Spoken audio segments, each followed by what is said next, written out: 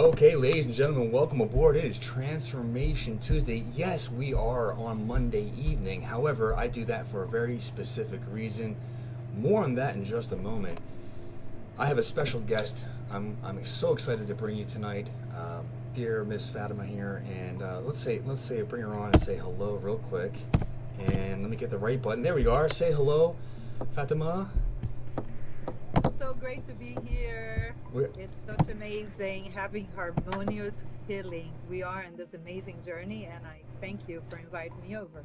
Well, I'm happy to have you. And for anyone who has not met you, who doesn't know you, well, we are in for a treat today. And wow, I am so excited. But before we get into that, I wanted to share with everyone a little bit about a topic that, well, we are entering new territory, energetically speaking. And tonight's conversation about the amazing power of changing beliefs and your healing, it's so appropriate. And Fatima just mentioned to me, we're talking in chapter 7. We had all these conversations about 7 today. And if you're into numbers, if you're into synchronicity, well, we are in for a wonderful treat again, like I just said. So let me show you a little bit of. I'm going to turn this down. It's not too loud for everybody. But we were just talking about cycles of time, and I found this great website, and I want to thank David Palmer Leo King for this one. And I have it started in 1988, and what's important about that is looking at the alignments of certain planets and how they're pretty much a straight line right here. And I'm going to fast forward time here about, we'll give it like 6 months per second. I also want you to watch the movements of the planets as they whip around. And I'm going to make sure Fatima sees this as well.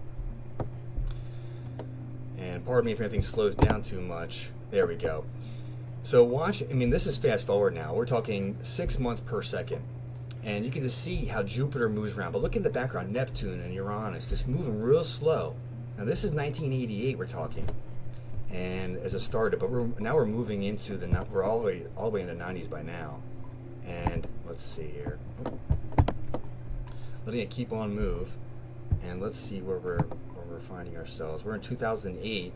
And you can see Pluto. Then look at Pluto coming down. Now Pluto comes in a weird angle from up to down here. And as we get closer, I'll stop it. But you'll see Saturn coming in. Okay, now this is all going to hit a specific alignment right around here. As Jupiter comes in, let's see where we are, so to speak, in time. Oh, I went way too fast for me. Let's see if I can back it up for a second. Oh, we're in 2023, so let's go back to now. 2023, 2024, there's an entrance or the exit into the next phase of a big cycle, so I'll just say that. But here we are, 2020, October. This is pretty close to what we're coming up to, so let's get a little more to today. There's a fast way to do that. I think we can go right here to our actual time right now. All right, let's look at that. And you can see, look at all the planets. They're on one side. So there's a lot of gravitational electromagnetic energy on one side of the sun. It's very interesting. And look at Pluto, Saturn, Jupiter, right there, Earth. There's this general alignment, boom, boom, boom. And Venus, there's something happening. Now you look at another alignment here, another angle. Look at Earth and Mars. Also Neptune, or kind of, well, not so much, but there is very interesting happenings. And I am not by any means a professional astrologer or astronomer. However, I study the effects of the human body, human life, human consciousness, and I've been witnessing and watching over the last, well, more than a decade of people and their energies and their consciousness shift at certain times when I see these people who do study this professionally, what that's like. And I'm going to let me stop this share. Too many things sharing at once. So, Fatima, I didn't give you any insight into this. Yeah, you didn't. You're right. Like we were going to talk about this in any way, But I'm enjoying anyway. I'm always game. This is awesome. And I started telling you a little bit about this in the beginning when I mentioned. Let's see if I can bring this in. Yeah, there it is. When I mentioned 1988, and then now is a very important component to finishing something. What did if you give us 5 seconds for a story about what happened in 1988 for you? Well, I just picked my stuff up in Brazil and just said I'm going to USA. And Yes. it was a huge shift. We're Yes. talking about leaving everything behind. And this is what, 32 years later, Yeah. and we are in this healthy, amazing journey of well-being facilitation. What a Mm. great thing that is. Yes. Yes. So, what a major component of this energy shift is about relationship. This is relationship with self, relationship with business, with parents, family, friendships, romantic partners, or none. And we're shifting. We're either expanding into something that was already good, or we're saying no to something that was not. And we're in what we're talking about today is in chapter 7 here, and I have that for the whole audience. We're talking about shifting your beliefs. And what my personal journey has led me to realize and understand, and today, such another level of deep awareness of it, is these nuances of concepts and belief that I was holding that left me stuck in places. But even in that stuckness, there was goodness because it brought something to me to help me become free of that. And so, Fatima, I know you have recently read the book Decode Your Pain. Anybody No, out I'm there? going to get my book. Hang on. I'm going to get my book because I Please. have a feeling that chapter 7 is the chapter that I have marked in here, and we haven't talked about anything, right? No. Oh No. my God, Kevin, No. you just saw I picked this from my purse. Yeah. Ready? Ready? Ready. Now, It's so beautiful, and it's so delightful. And then we talked about beliefs today, and this is why I want to talk about beliefs today, because as one moves forward in the journey, sometimes the big, fat, juicy, I use a sports analogy here, like that softball. I used to play softball and baseball, and that softball would come in nice and float in, and I would take my hands and swing that bat real hard, and I hit a great hit, and I was always good at baseball. And I knew we talked about beliefs, so to me that was like a big, fat yes. And but there's a lot of synchronicity in this, and that's totally, it's the whole thing, right? yeah. So talk about flow. Talk about flow. And I say to people, it's like if things are synchronous, if things are like just connecting with you and for you, that you're on something good. Expand on that if you could. So you know that we always are in the moment. So you and I had a great conversation today as I picked your book, and I said, because I didn't know anything about this show, right? Mm-hmm. You and I didn't really expend on anything. You just invited me. I didn't even know I was going to be on air. But here I picked your book, right? And this little area is exactly what we talked today. Yeah. It's exactly your book saying the amazing power of changing your beliefs. Yeah. And so expanding on the view that of a play, let's say you are a sport person, you got to position yourself. So if you know your position, so the ball should find you. So when we talk about flow, that's it. So most people are chasing the ball, but see, it's opposite. It's the ball will find you. So when we talk about flow, that's what I teach at Emotion Management School, that flow is positioning yourself where you want and not chasing to get there. So flow is to actually know your positioning in life, because when you are positioned, everything will actually find you. And so the fact that we're talking about 7 this, 7 that, 7 this, and chapter 7, and I have your book, and we hear that's the flow of things. Like, as you know, we probably almost did not meet today because Exactly. I canceled because I had something else, but I knew I had to call you. So at exactly 10:39, I'm like, gotta call him. Called, we connected, here we are. So this is synchronicity. It's all about knowing your positioning, because if it's not happening, meaning that your positioning is not where you want to be. If you're saying to yourself, I don't want it, I don't care, I'm looking at your positioning, at where there's no flow. And why you sticking to that? Position yourself into the flow where you want to be, and then everything else will find you. Everything else will synchronize. See, we talk about synchronicity, alignment. It's all about you. You bring everything with you. So if you're chasing, you're chasing. So you're not actually positioning, you're chasing. So when you chase something, what happens? Well, You sometimes run, you you run run. around, yeah. Okay, so there's no chase. It's just Right. position and wait for the synchronicity to just be in you. Beautifully said, and it's a reminder for everyone. The idea is focus on what you want. What you bring about is a result of patterns of momentum and thinking patterns.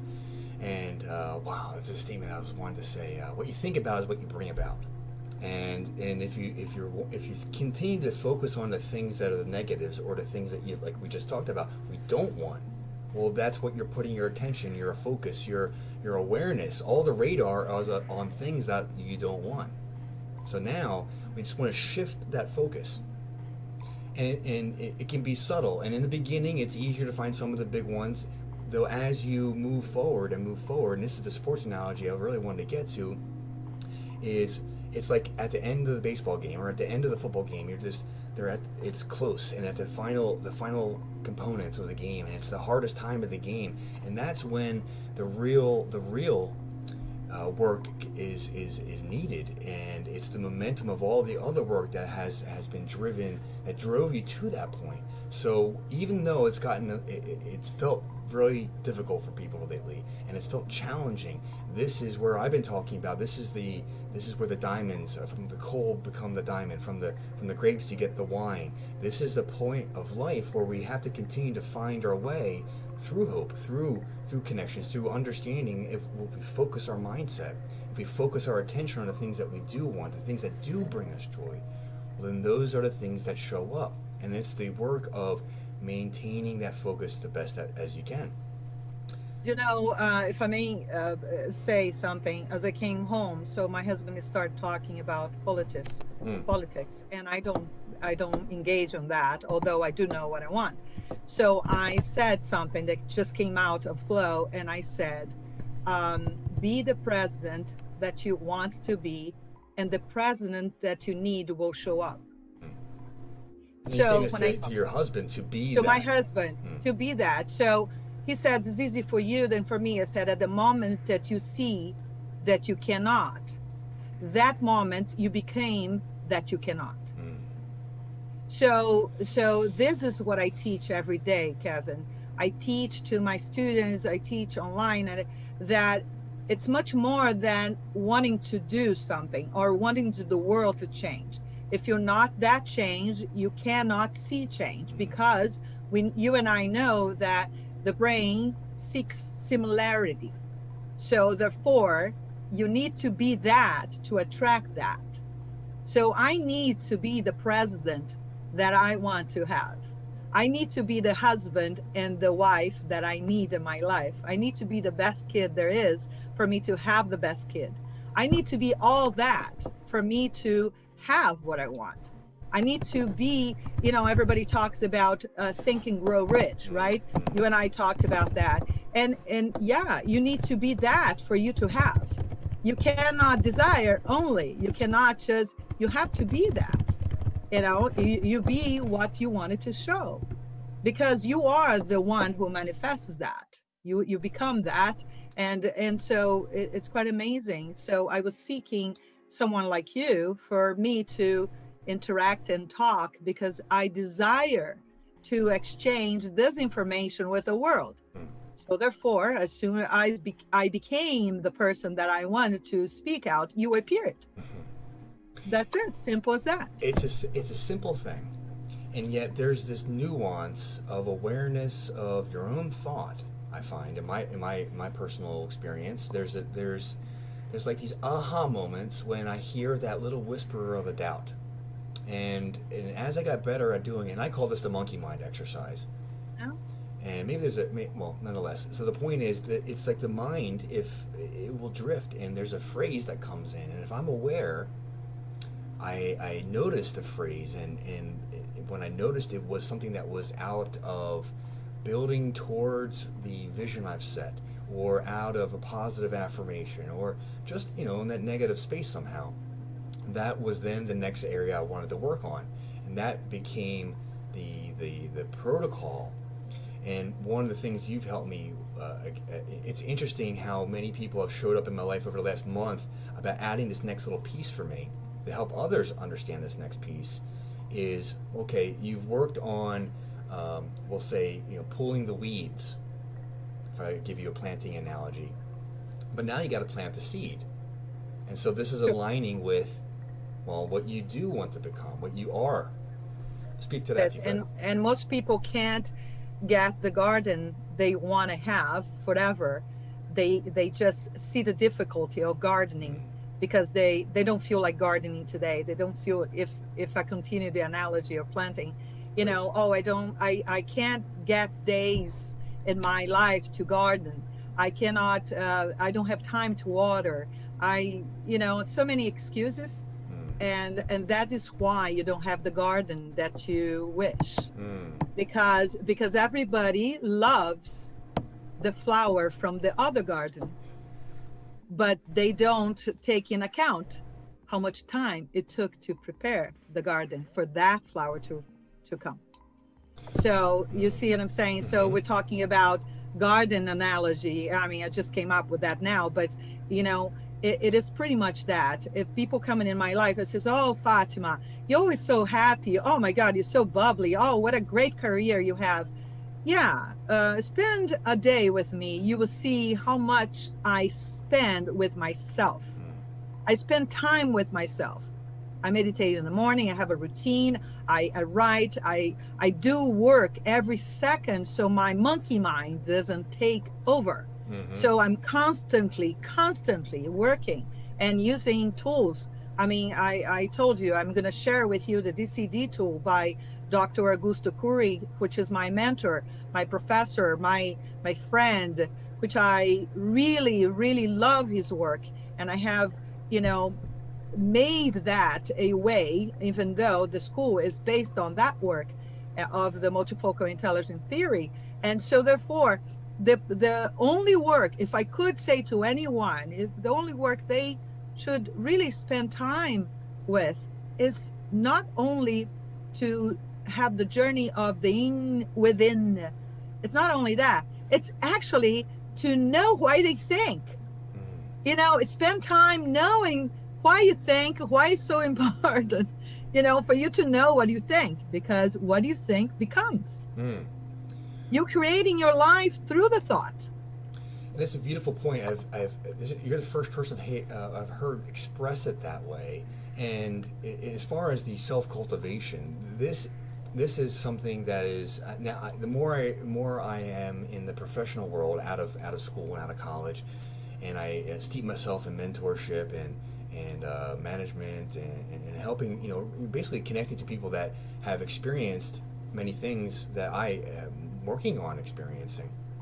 It is that daily routine, that daily practice of nurturing the self, of caring for the self, of investigating the self, of doing those different work. And in my world, I call that the 4 foundations: mind, body, spirit, and soul. And in each of those areas, I nourish myself each and every day, and that's the primary focus of the day. And then there's the contribution component, which is the work and the service that I do. So it's just more, when I hear it from you, it means to me just more universal truth and just more affirmation, like this is how we can transform. This is how you at home watching this is how you take wherever you are, little bits at a time, and keep moving that forward in a positive direction each and every day, little power-filled ways. That's the tagline, 4 foundations. And ultimately what happens, just like gardening, the garden gets better. The seeds take root and begin to sprout. And depending on what you planted, well, there will be beautiful flowers or beautiful fruit.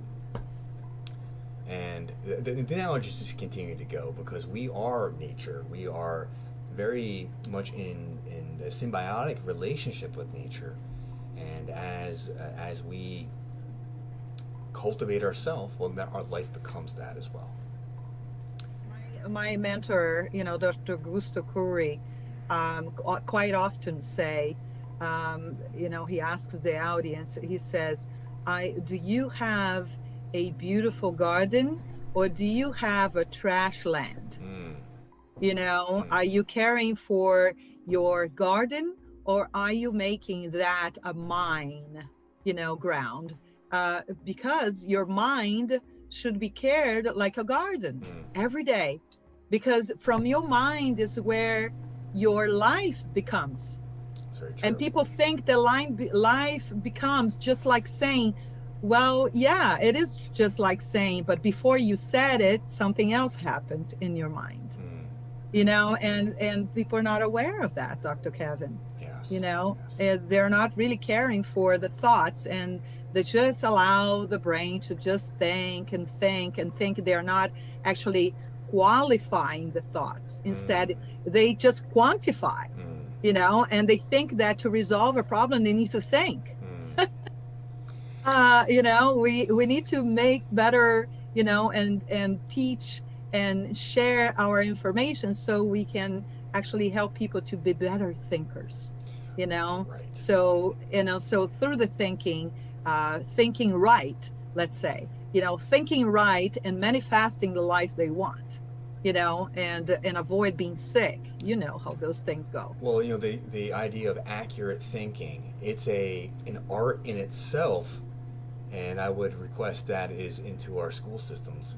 I'll say it that way. It wouldn't be something. It would be something. This is actual real life skill that, and and pretty much anyone who's watching this has seen someone get information, get some news on the phone, or see something on their cell phone, and it just changes their whole entire life at that moment. It could be just a day, an hour, or it could be months because of just a bit of information that their mind perceived. And I know in my life, and I'm sure like many of you out there, if you've ever played the game Whisper Down the Lane, it's like the person at the end never gets the same thing, the same statement that started it all. And so there's perceptions and stories that we've come to hold as true, which upon deeper investigation are not. And then we've made all these decisions and choices based on that. Boy, Fatima, it's that is so true, Kevin, because through that course that I told you I did in Brazil, and then the year after, I held a course myself, and I keep telling the audience, I said, think of something in your life, describe the details of it, and then they would, and I would say, who can affirm that that is really what happened? How do you know that that is truly, in every single detail, the truth? And she says, why do you say that? I said, because what you're describing is the last information that you remember. Now, every time you say it, you will change 1 or 2 bits. By the time you say it again, it's no longer what happened. It's only what you remember last. So whatever you said last, it is your past. So can you imagine living by the past of whatever you're thinking and not really creating a new day every day instead? Now, hopefully the people saw my expressions, and I was just, I'm so tasty, so delightful. Thank you, Fatima. I think I want to pause right there in our conversation because we really have provided a lot of information, and I know sometimes I'm full, and if I kept getting that information, it's like I get overwhelmed. So if anyone's feeling that, well, take a couple deep breaths, tap your hands like that. That's something for EFT in the heart, and just know that you're here and you've seen this and you're watching this, and you are able and you are resonating with this message. So this means you are beginning to shift your story. You are finding that you are doing the work, and hence you're here now watching this. So we are just about at that time with Transformation Tuesdays, and this is where we talk about how our subconscious mind is communicating with our physical body all the time, and how we learn to interpret those messages and hear the stories and then rework the story. Understand that sometimes the past isn't that, but what it truly is. And we need to revisit the day today, be present, and focus on here and what we are building and creating. Fatima, anything else before you go? Please let us, everybody, know in the audience there how they can get a hold of you. And I have a website. It's Fatima Peters, Fatima Peters.com. It's my American name because that's easy for people to find. I am a well-being facilitator, and you and I are taking the world and just helping people to transform, and some other great people that we know, right? Yes. And I am a well-being facilitator. My Instagram is Fatima L. Peters. And I would love to just collaborate and help people to find their true life. Because what you think, it is your life, might not be the true power that you hold within. So thank you for having me here, Kevin. It's such a blessing to be here, and especially today, International Gratitude Day. Yes, I am so thankful for you and you being here. And it's been such a, how do I say, just a whirlwind of connection and synchronicity and seeing where this is going and where the potential can go. It is absolutely beautiful. And really, I'm excited to bring this out to the world, because this is... many people, many professionals, many life changers out there are doing this kind of work, and this is how we help each other heal. This is how we help each other align, and this is what I call the rise and tide principle. We all raise by helping others rise. Thank you, Fatima. Thank you, love. Appreciate and it. To everyone, peace and love and transformation be with you. Yes. Well, thank you once again, everybody. And if you're, well, I'll be on live on the Winning Every Situation webinar in about a half hour. So click the link over there, get connected, and I'll see you over there in a little bit. Thank you, everybody. And I'll see you next Monday evening for the Transformation Tuesday.